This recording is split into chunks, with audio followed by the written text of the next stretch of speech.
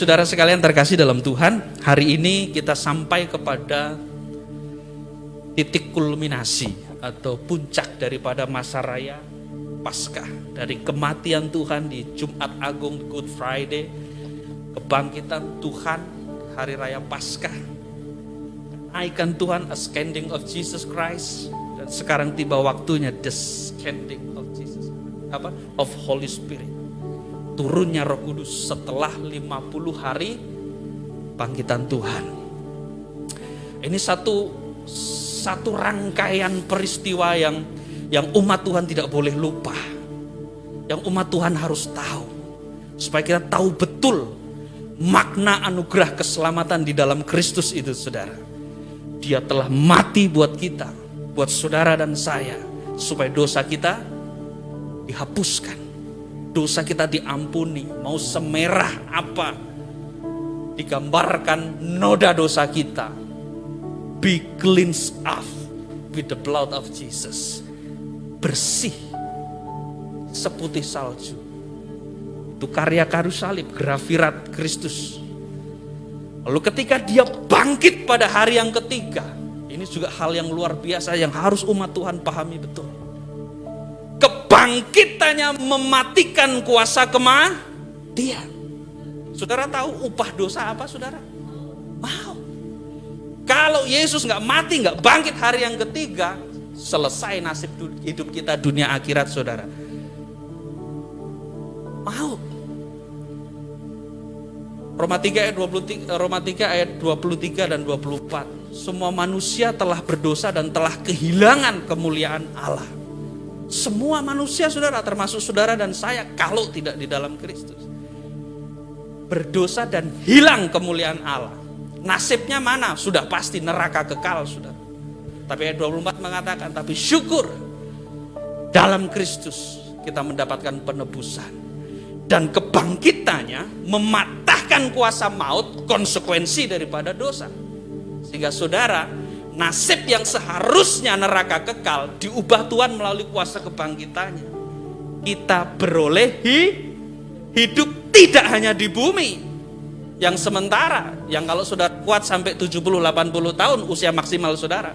Tetapi lebih daripada itu, hidup yang diberikan Tuhan dalam kuasa kebangkitannya adalah sampai kepada hidup di masa depan kekal, saudara.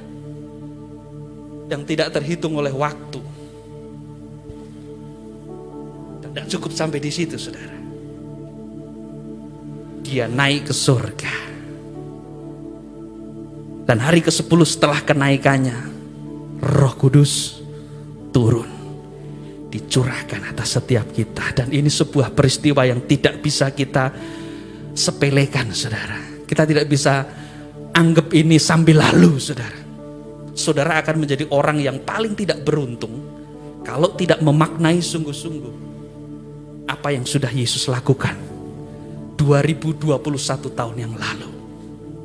Itu sebabnya hari ini saya mengajak kita kembali dalam memperingati hari pencurahan Roh Kudus yang mana didahului 10 hari yang lalu.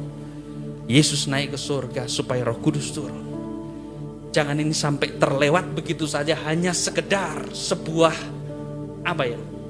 ritual hari besar yang hanya dirayakan sebegitu saja, terus setelah itu hilang maknanya. Jangan, saudara. Mari kita memaknai bersama apa yang ada di balik peristiwa itu. Itu sebabnya hari ini saya mau berbagi tentang makna kenaikan Kristus ke surga dan turunnya Roh Kudus bagi orang percaya. Haleluya. Puji nama Tuhan. Supaya kita tidak melewatkan kebenaran di balik peristiwa itu, saudara. Mungkin boleh ditampilkan, sudah mulai.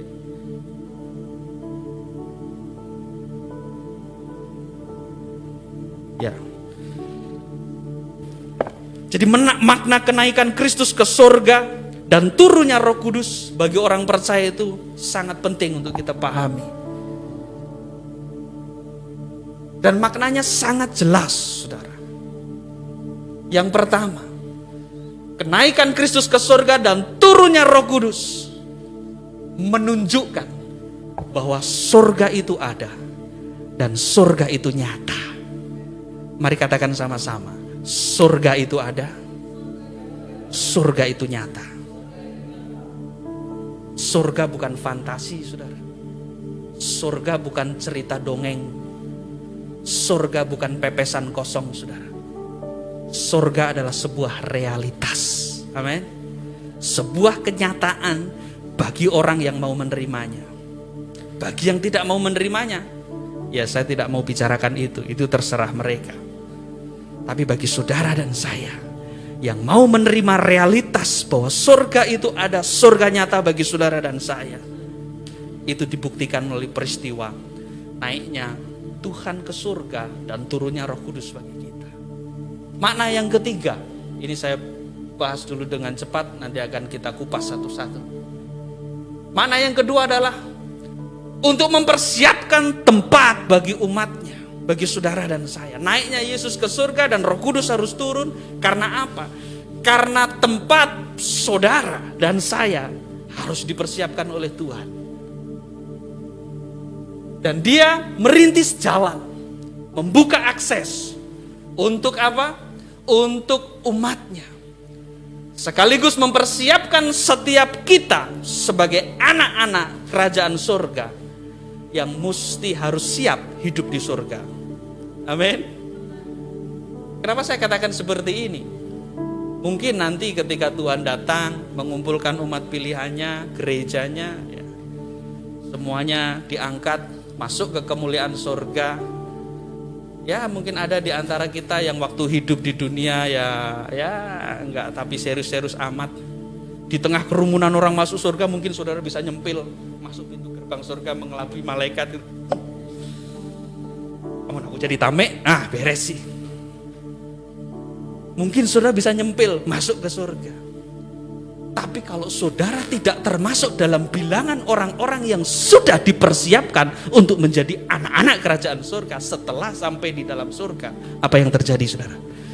Saudara akan jadi orang-orang yang aneh di dalam surga. Asing saudara. Saudara akan merasa terasingkan. Orang-orang berperilaku sebagai anak-anak warga surga, sementara saudara yang berhasil nyelip pintu gerbang surga, saudara tidak pernah memberi diri dipersiapkan menjadi anak-anak surga. Nanti satu contoh, di surga semuanya orang bersuka cita. Tapi saudara di dalam surga saudara cembetut, manyun terus. Anda aneh sendiri. Anda akan tidak nyaman, saudara. Nah, kalau hari-hari saudara ada isi dengan itu, hati yang penuh dengan kejengkelan, kedongkolan, gak pernah belajar bersuka cita, di surga saudara aneh sendiri. Orang tertawa, Anda curigai, jangan-jangan dia tertawakan saya. Apa yang dia pikirkan tentang saya? Jangan-jangan dia lihat tadi saya nyelip pintu surga. Jadi Yesus datang untuk mempersiapkan tempat, membuka jalan akses, sekaligus untuk turunnya Roh Kudus mempersiapkan gereja Tuhan. Yang ketiga, makna kenaikan Kristus ke surga dan turunnya Roh Kudus mengungkapkan satu implikasi bagi umatnya selama penantian menjelang kedatangannya yang kedua setelah kenaikannya dan setelah turunnya Roh Kudus. Ada implikasi yang harus umat Tuhan tahu sebelum hari Tuhan datang kali yang kedua. Bagaimana kita harus memposisikan diri kita sebagai umat-umat Tuhan yang menantikan kemuliaan surga itu datang. Saudara siap menerima kebenaran ini?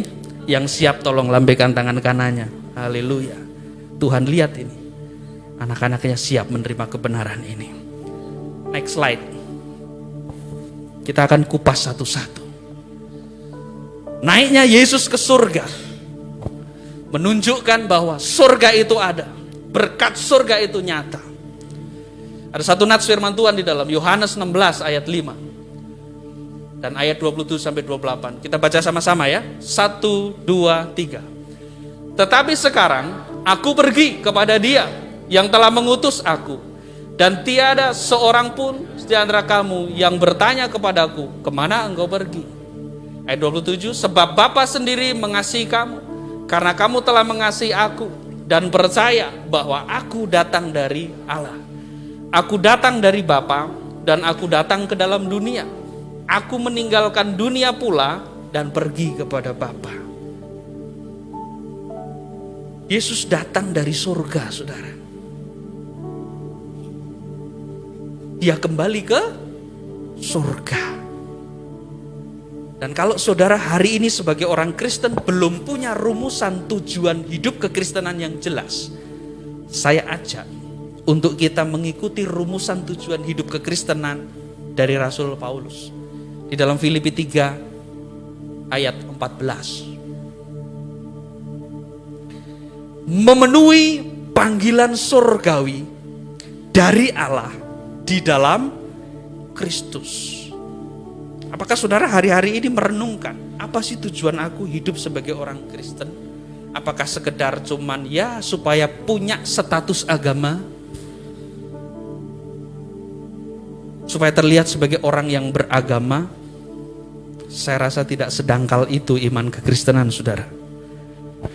Tujuan hidup kekristenan itu jelas, seperti yang dirumuskan firman Tuhan yang dinyatakan oleh Rasul Paulus di dalam Filipi 3 ayat 14. Aku berlari-lari kepada tujuan untuk mendapatkan hadiah. Apa itu? Panggilan surgawi dari Allah dalam Yesus. Jadi hadirnya Yesus ke tengah-tengah dunia dan kembalinya Yesus ke surga seperti yang dikatakan firman Tuhan tadi. Sekarang aku pergi kepada Dia yang telah mengutus aku. Yesus dari surga diutus Bapa surgawi untuk hadir di tengah-tengah kehidupan umat manusia, menghadirkan berkat keselamatan. Dan setelah tugas karya keselamatan yang dilakukan Yesus selesai, Yesus kembali ke surga. Ada tempat dari mana Dia datang, ada tempat dari mana Dia pulang. Ini menegaskan satu fakta, surga itu ada, surga itu nyata. Karena jelas asal usulnya, tidak seperti cai langkung. Datang tak diundang, pulang tak diantar. Itu cai langkung. Kalau Tuhan Yesus bekeng, saudara. Tuhan Yesus Allah yang menjadi manusia, datang dengan satu tujuan yang jelas, supaya umat Tuhan tidak binasa, melainkan beroleh hidup yang kekal. Dan Dia datang dari Bapa, saudara. Dia datang dari kemuliaan.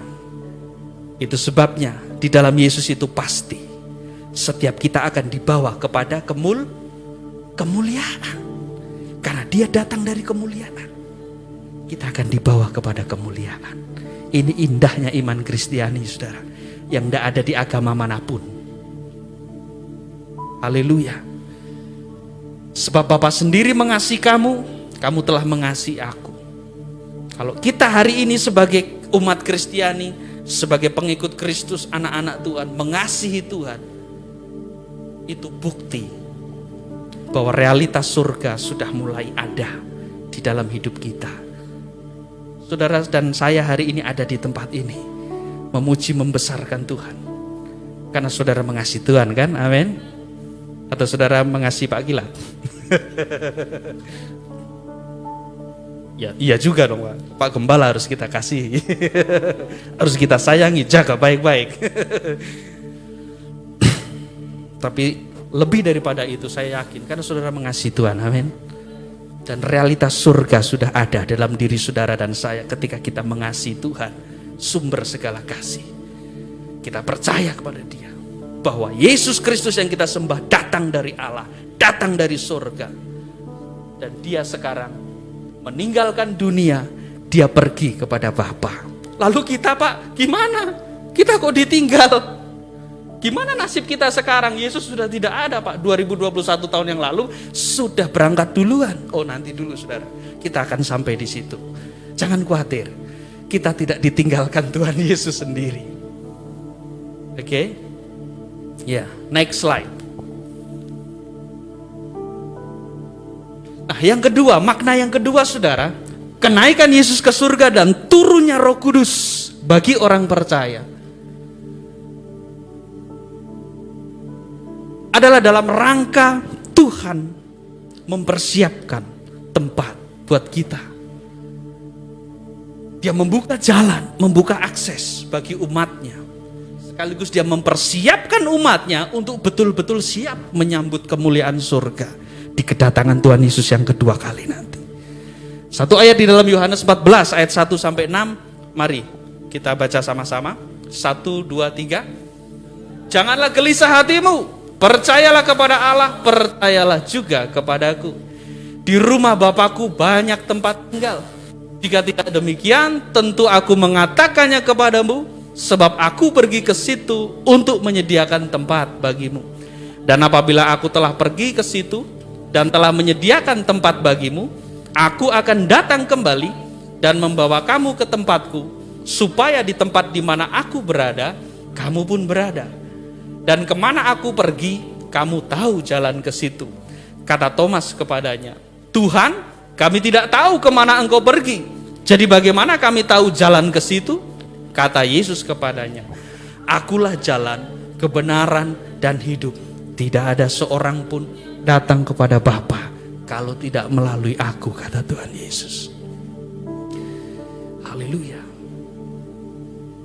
Yesus pergi ke surga, menyiapkan tempat bagi kita. Jadi jangan khawatir saudara. Mungkin di bumi ini tempat saudara nggak terlalu besar. Rumah saudara nggak tapi besar amat, seperti rumah saya. Tipe 21. Perumahan PTN. Nggak apa-apa saudara. Penting bisa tidur nyaman, ya kan? Bisa membangun keluarga rumah tangga kita dengan baik.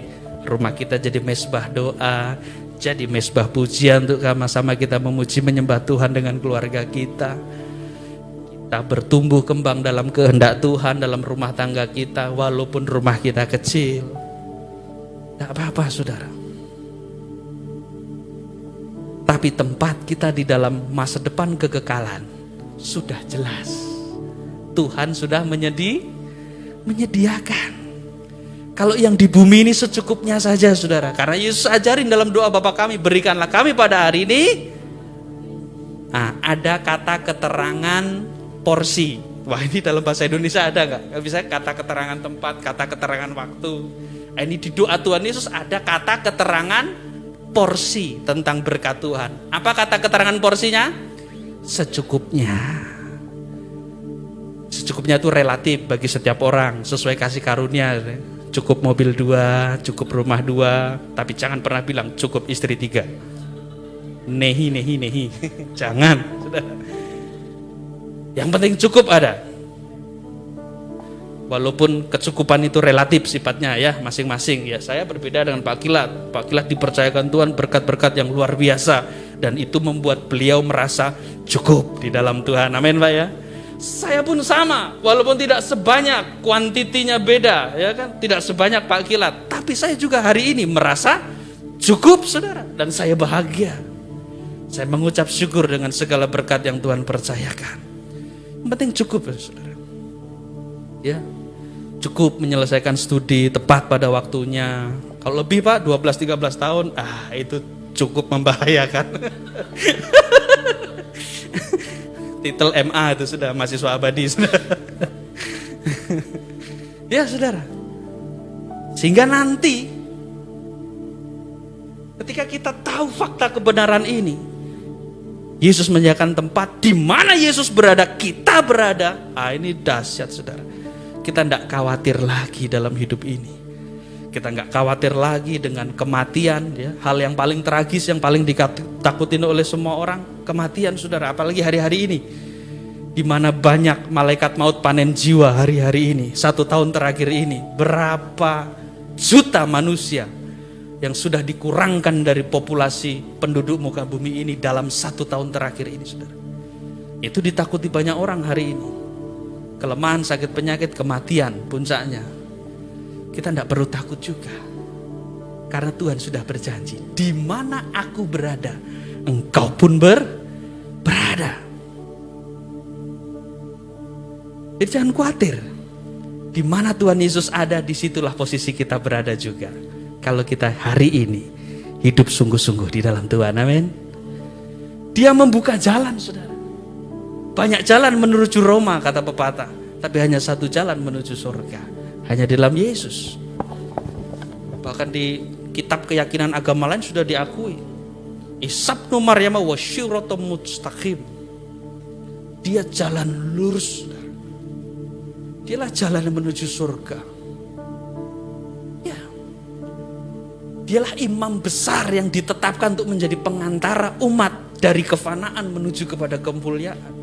Isabnu Maryam wa Imam Mahdi. Kitab saudara kita aja ada, saudara, disebutkan. Kenapa demikian? Karena dia Allah sendiri, dia roh Allah.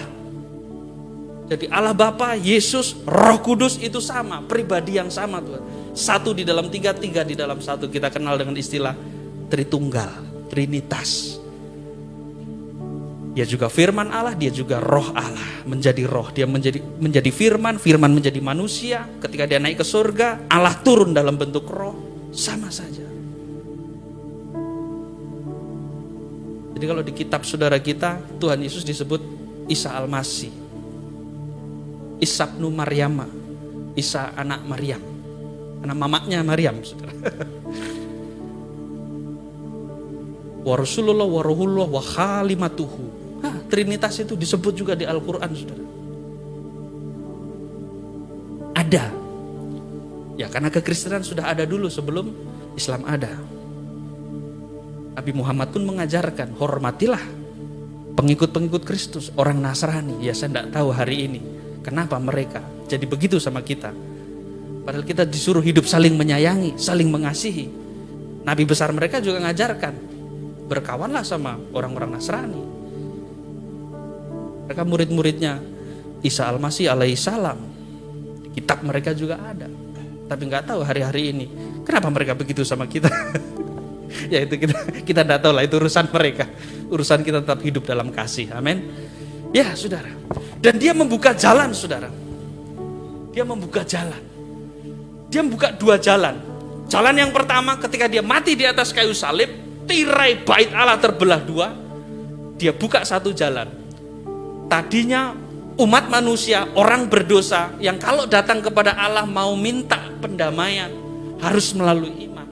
Dengan kematiannya, tirai bait Allah terbelah dua, artinya umat Tuhan bisa langsung berperkara dengan Tuhan. Saudara merasa saudara orang berdosa, atau saudara hari-hari ini melakukan perbuatan dosa, saudara bisa langsung berperkara dengan Tuhan.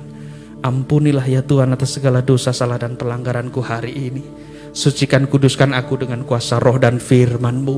Saudara bisa langsung berperkara dengan Tuhan. Karena satu akses yang sudah Tuhan buka di kematiannya. Tapi ada satu akses lagi yang Tuhan buka ketika dia naik ke surga. Akses apa itu? Akses menuju surga, saudara. Masa depan kekekalan dibuka aksesnya sama Tuhan Yesus ketika dia naik ke surga. Ini luar biasa. Kalau saudara kita itu tadi, Siratul Mustaqim katanya diibaratkan rambut dibelah 7, saudara. Bayangkan rambut dibelah 7 gimana ngelewatinya, saudara. Tapi di dalam Kristus luar biasa, akses menuju surga dibuka. Sebab itu dia mengatakan di ayat ke-6, kata Yesus kepadanya, akulah jalan, kebenaran, dan hidup. Tidak ada seorang pun datang kepada Bapa kalau tidak melalui aku. Jalan sudah terbuka. Sebab itu jangan pernah tinggalkan jalan Tuhan. Amin. Jangan pernah tinggalkan Tuhan. Kalau enggak, saudara kehilangan jalan. Saudara tidak menemukan jalan. Saudara mau bikin jalan sendiri, sewa eskavator, enggak bisa, saudara. Cuman Tuhan yang menjadi jalan menuju surga. Yang ketiga, next slide. Ya. Oke.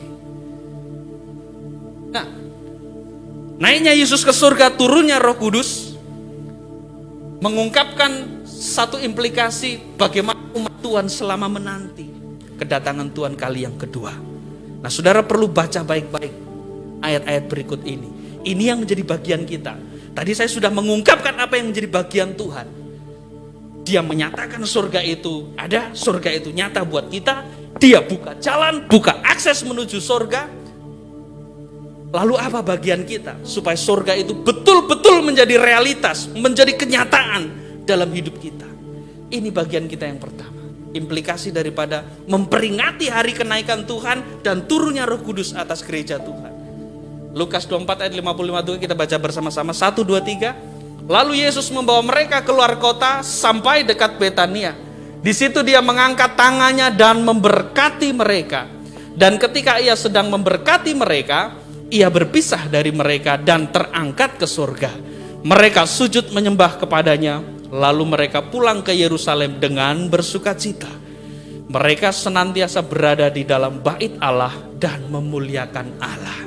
Kalau Tuhan sudah lakukan bagiannya, sekarang giliran saudara lakukan bagian saudara.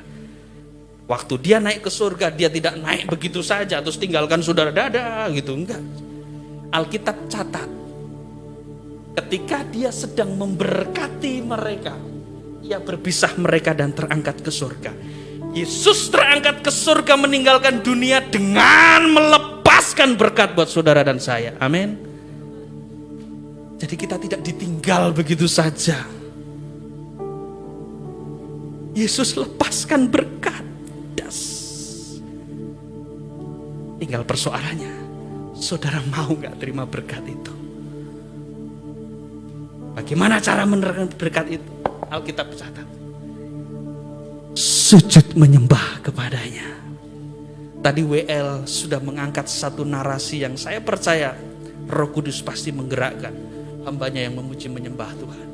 Mungkin hari-hari ini hidup penyembahan kita sedang gak jelas. Keengganan menyerang diri kita. Jiwa kita gak tergugah untuk berfellowship, membangun intimasi dengan Tuhan. Saya mau ingatkan berdasarkan firman Tuhan. Inilah implikasinya. Sujud menyembah kepadanya. Mari hari-hari ini, kalau engkau memaknai sungguh-sungguh kenaikan Tuhan dan pencurahan Roh Kudus, bangkitkan jiwamu. Bangun kembali intimasi dengan Tuhan. Sembah dia. Agungkan dia dalam hidup keseharianmu. Mengawali hari, di tengah aktivitas, menutup hari. Jangan lupa bersyukur kepada Tuhan. Puji sembah tinggikan dia. Lalu Alkitab mencatat, mereka pulang ke Yerusalem dengan sangat. Kalau hari ini engkau bersungut-sungut, hari ini engkau hanya mengisi hidupmu dengan keluh kesah, rubah mulai saat ini. Amun dia wayah tuh peak indai, saudara. Dari sekarang tinggalkan hidup di dalam persungutan, keluh kesah yang gak jelas. Belajar bersuka cita. Tanda orang yang bersuka cita, minimal wajahnya memancarkan. Masker saya, saya copot sedikit aja. Apa juga saudara? Ya, senyum saudara. Itu kehendak Tuhan. 1 Tesalonika berapa itu? Saya lupa lagi. Mengucap syukur. Bersukacitalah senantiasa, mengucap syukurlah dalam segala hal. Itulah yang dikehendaki Allah di dalam Yesus Kristus, kata firman Tuhan. Jadi bersukacita itu kehendak Tuhan, saudara. Bukan selera sekali tempo. Lagi mau nyengir ya nyengir lah. Tapi lebih enak cembetut, ya udah cembetut aja. Enggak, saudara. Kalau saudara mau melakukan kehendak Tuhan, salah satunya bersukacitalah. Bersukacita identik dengan semangat, gairah, saudara, passion. Maka sekolahlah dengan passion, gairah. Melayani Tuhan dengan gairah. Bekerjalah dengan gairah. Apalagi ngadapin pasangan hidup, bergairahlah, saudara. Haleluya. Ya, bagaimana suami istri hidup kalau nggak bergairah ya Pak? Lihat ya. Wah, kering itu suasana keluarga. Hampa terasa hidupku tanpa dirinya. Kata-kata lagu kan gitu. Kalau kita kehilangan gairah dari pasangan kita, wah hampa rasanya. Mau makan juga nggak enak, gelisah. Mau tidur juga gelisah, gelipek sana sini. Perlu gairah, saudara. Nah, gairah yang dari Tuhan ini akan menjadi faktor penentu untuk kita bergairah juga dalam segala hal. Saya bergairah dengan Tuhan, makanya saya apapun bergairah, saudara. Tadi WL menuntun kita memuji menyembah Tuhan. Saya dari sana juga, saudara lihat, bergairah saya memuji Tuhan. Tambah saya lihat sebelah kanan saya, Pak Gilat, wah lebih bergairah. Wah saya gak mau kalah bergairah. Pak Gilat, Pak Gembala jadi contoh, saudara. Hambanya luar biasa, terimpartasi semangat itu. Ya coba kalau Pak Gembala juga lemes-lemes begitu, umatnya ngelihat gitu kan, Pak Gembala juga lemes-lemes begitu, wah nggak terimpartasi, saudara. Tapi puji Tuhan, saudara punya Pak Gembala yang luar biasa, mengimpartasikan spirit semangat. Ya ini implikasinya, saudara mulai bangun penyembahan, saudara bersuka cita, lalu dikatakan mereka senantiasa berada di dalam bait Allah dan memuliakan Allah. Beribadahlah, saudara, rajin beribadah. Ada kesempatan untuk ibadah offline, saudara. Kalau online, ya online. Siapkan data baik-baik, kan gitu, saudara. Jangan lagi online, mati. Nah, ini bukan pesan sponsor, saudara. Kan ada program online juga ya Pak ya di sini ya. Ada ibadah online, selain offline, online. Bergairahlah online, walaupun online, saudara, kan lihat komputer doang. Ya itu bukan rahasia umum lah. Kalau ibadah online kan, matiin videonya kan, ke belakang ambil kopi dulu, nyalain lagi. Ya enggak apa-apa, yang penting antusias, saudara. Penting saudara antusias ya. Mau offline, mau online, semangat memuliakan Tuhan. Haleluya. Hari-hari ini memang gereja Tuhan harus berkreasi dan harus antusias atas semuanya. Nah ini implikasi yang terakhir. Waduh, kita sampai jam berapa Gilat? Masih ada waktu sedikit? Ya. Yang terakhir, saudara. Next slide. Ya. Markus 16 ayat 19-20. Sesudah Tuhan Yesus berbicara demikian kepada mereka, terangkatlah ia ke surga lalu duduk di sebelah kanan Allah. Mereka pun pergilah memberitakan Injil ke segala penjuru, dan Tuhan turut bekerja meneguhkan firman itu dengan tanda-tanda yang menyertai. Implikasi yang selanjutnya, bagian kita, saudara, selain kita bersuka cita, memuji menyembah Tuhan, memuliakan Tuhan, beribadah, beritakan Injil. Ini implikasi aktif bagi orang yang menantikan surga dalam hidupnya. Tidak bisa ndak, bersaksilah. Sampai kapan? Sampai Tuhan datang. Melalui apa? Melalui apa saja, saudara. Saudara bisa nyanyi, bersaksilah melalui pujian. Ada program luar biasa di tempat ini, cover lagu rohani. Wah, siarkan itu kebenaran Tuhan dalam lagu rohani melalui cover pujian. Sebarkan di seluruh medsos. Biarkan dunia ini digemparkan dengan cover-cover lagu rohani, saudara. Saudara lihat YouTube hari ini, banyak sekali cover lagu rohani. Termasuk saya kadang-kadang juga bikin, saudara, walaupun ya dengan alat audio yang terbatas. Tapi semata-mata hanya tidak bisa dibendung, saudara. Ekspresi untuk memuliakan nama Tuhan. Ya hari-hari ini dibatasi kan, nggak bisa banyak-banyak nyanyi di tempat-tempat lain. Ya sudah, nyanyi di depan kamera saja, saudara. Memuliakan Tuhan, menyaksikan. Artinya dalam lagu pujian rohani kan ada narasi-narasi pemuliaan nama Tuhan di situ. Ada pembahasan iman di situ. Aku percaya Tuhanku ajaib, gitu kan. Nah itu kan bagi orang-orang yang sedang lemah iman, mendengar kesaksian saudara tentang Tuhan yang ajaib melalui pujian, tersentuh hatinya. Dek. Yang tadinya sakitnya tuh di sini, pindah sakitnya tuh di sini. Sudah nggak ada sakit, saudara. Yang ada sehat, strong, antusias. Layani Tuhan, beri kemuliaan bagi Tuhan dulu, haleluya. Nah ini, saudara, Roh Kudus itu disimbolkan sebagai apa, saudara? Lidah api. Api itu berbicara tentang semangat, gairah, antusiasme. maka mari beritakan Injil dengan antusias. Mungkin Anda sudah nggak bisa nyanyi, Pak, nafas saja pales Pak, gimana mau nyanyi, gimana mau ikut-ikut cover lagu rohani Pak, nafas saja pales gitu. Tapi saudara pinter ngomong, berwek, kemana-mana nyerucus saja, ketemu siapa aja ngobrol gitu. Nah, ada programnya juga di sini, ngobrol bareng di teras Chef Rock. Nah, tersalurkan saudara. Mari melalui program podcast ngobrol-ngobrol tentang Tuhan. Ya, saya lihat kemarin dia juga hambanya ini di program ngobrol-ngobrol. Itu bagus saudara. Anak muda kadang-kadang suka yang begitu. Nah, saudara, forward ke medsos-medsos, obrolan-obrolan anak-anak Tuhan kan, tentang Tuhan, kesaksian-kesaksian, ya kan? Obrolkan, tidak harus saudara, saya mau bersaksi, enggak harus begitu kan. Melalui ya percakapan kayak semacam drama singkat, fragmen, tapi kesaksian itu akan ditangkap orang, saudara. Oh iya, jangan sampai kita dimatikan dengan gadget, ya misalnya tema-tema yang Pak Kilat angkat. Saya ngikutin sedikit Pak. Saya ngikutin sedikit Pak. The silent viewer. Ya, itu. Terus saudara nggak bisa ngomong, nggak hobi ngobrol, nggak bisa nyanyi juga.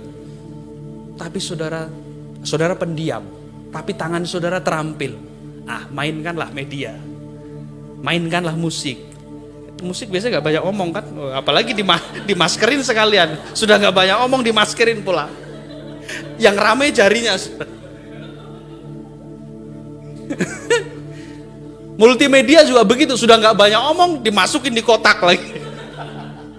Yang main jarinya saudara, sama kupingnya apa, kepekaan. Tapi dia memuliakan Tuhan melalui multimedia.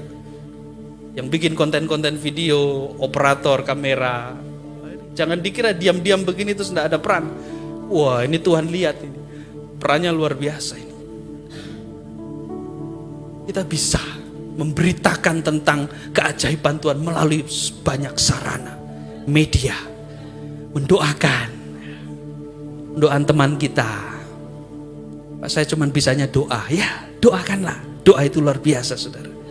Doakan Pak Gembala, doakan tim pelayanan, doakan teman-teman jemaat, doakan siapapun yang minta dikuatkan, doakan saudara.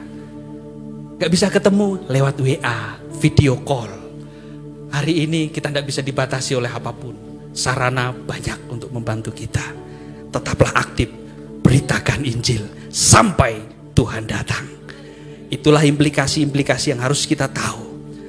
Ketika Yesus naik ke surga, Roh Kudus dicurahkan. Dan hari ini kita bukan menanti Roh Kudus dicurahkan. Hari ini Roh Kudus sudah ada saudara. Makanya saya lebih banyak ke implikasi. Kalau Roh Kudus sudah dicurahkan, sudah ada dalam hidup kita. Bahasa anak sekarang so what gitu loh. Lah ini jawabannya. Jawaban so what. Lalu apa? Ya ini. Mari muliakan Tuhan. Gairahkan penyembahanmu. Bersukacitalah. Beritakan Injil. Bersaksilah. Sampai Tuhan datang. Amin. Tuhan Yesus memberkati.